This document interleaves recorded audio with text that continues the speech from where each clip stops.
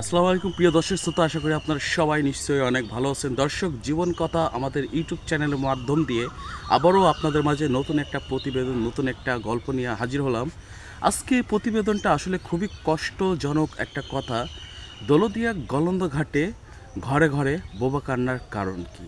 হ্যাঁ দর্শক, তার কারণ এই যে দৌলতদিয়া গলন্দ ঘাটে বিভিন্ন রকমের মানুষের মনে অনেক কষ্ট, অনেক রকমের আঘাত, যন্ত্রণা, এই সকল মেয়েদের ঘটনা হচ্ছে অনেকজন জানে, অনেকজন জানে না। দর্শক, কেউ কিন্তু দেখা যাচ্ছে একটা স্বামী তারকে বিয়ে করে স্বামীকে নিশাভান করে তাকে অত্যাচার, তাকে জুলুম করে, নির্যাতন করে, ঘরে ঠিক মতন বাজার ঘাট করে না, বউটাকে ভালোবাসে না। সে এখন কিন্তু দেখা যাচ্ছে এক পর্যায়ে সে বউটা ডিভোর্স হয়ে যায়। ডিভোর্স হওয়া যাওয়ার পর সে যখন দ্বিতীয় বিয়ে করে, তার স্বামী কিন্তু তাকে খোঁটা দেয়, তোর ওই প্রথম স্বামী কেন ছেড়ে দিয়েছিল। বিভিন্ন রকমের মানসিক টেনশন, মানসিক যন্ত্রণা সেই মেয়েটাকে যখন দেয়, মেয়েটি যখন দ্বিতীয় স্বামী ছেড়ে আবার তৃতীয় স্বামী ধরে, একই রকমের ঘটনা ঘটে। লাস্টে কিন্তু এক পর্যায়ে দেখা যায় মেয়েটি কিন্তু এই যে খারাপ জগতে, অর্থাৎ দৌলতদিয়া গলন্দ ঘাটে রাজবাড়ি টিন শেডের বেড়া দিয়ে যে পাড়াটা গড়ে উঠেছে, এই সকল পাড়াতে যেতে বাধ্য হয়। তার কারণ সেই মেয়েটি যখন বাঁচার জন্য বিভিন্ন রকমের কর্মস্থানে যখন কর্ম খোঁজে, তারা কিন্তু সবাই, সমাজে কিছু কিছু মানুষ আছে প্রতিটি মেয়ের কিন্তু শরীরে পানে নজর দেয়। তার কারণ সেখন না পেরে সে মেয়েটি কিন্তু আসলে এই খারাপ জগতে আসতে বাধ্য হয়।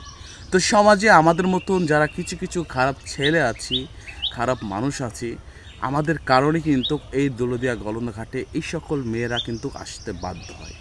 আমরা যে সকল খারাপ ছেলে আছি, আমরা যদি সমাজে এরকম খারাপ মেয়েদেরকে ভালো একটা আলোর পথ দেখাই, সুন্দর পথ দেখাই, তাহলে কিন্তু তারা কিন্তু এই সকল খারাপ জগতে আসতে পারে না।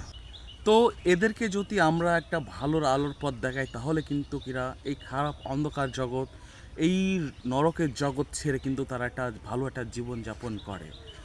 এই যে গলন্দ ঘাটে যে মেয়েগুলা খারাপ, সমাজে কিন্তু মানে অনেকভাবে, অনেক রকমভাবে এদের কিন্তু সুন্দরভাবে কিন্তু মাটি দেয় না।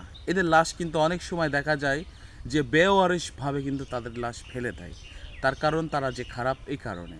তবে আমাদের সমাজে অনেক ভাই আছে, আমাদের এই ইউটিউব চ্যানেলে অনেক রকম কমেন্ট করে যে তুই বিয়ে কর। অর্থাৎ আমি সেই ভাইয়ের রিপ্লাই আমি আজকে বলি যে অনেক দর্শক আছে, অনেক রকমের মানুষ আছে যারা খারাপ জগতের মেয়েকে, একটা ভালো মেয়েকে বিয়ে করার থেকে খারাপ জগতে একটা মেয়েকেও বিয়ে করে যদি তাকে সুন্দর একটা ভালো আলোর পথ দেখানো হয়, এটা আমি মনে করি হাদিসের ক্ষেত্রে অনেক গুণা কিন্তু সৃষ্টিকর্তা কিন্তু মাফ করে দেয়।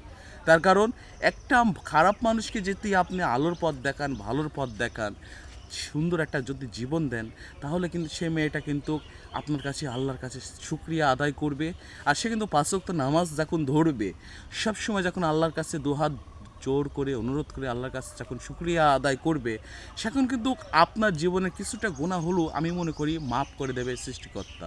তার কারণ আপনি একটা খারাপ জগতে মানুষকে ভালো করছেন, এই ভালো করার থেকেই রব্বুল আলামিন সৃষ্টিকর্তা আপনাকে অনেকটা ভালো রাখবে আর অনেকটা গুনাহ মাফ করে দেবে।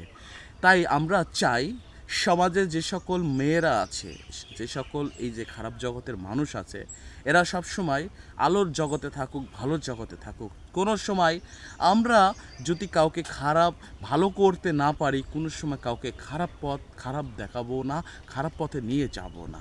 তো সে পর্যন্ত সবাই ভালো থাকবেন, সুস্থ থাকবেন। সবসময় আমরা মানুষকে অন্ধকার জগৎ থেকে আলোর জগতে আনবো, খারাপ জগৎ থেকে মানুষকে ভালো করব। আল্লাহ হাফেজ, দেখা হবে পরবর্তী এপিসোডে। আল্লাহ হাফেজ।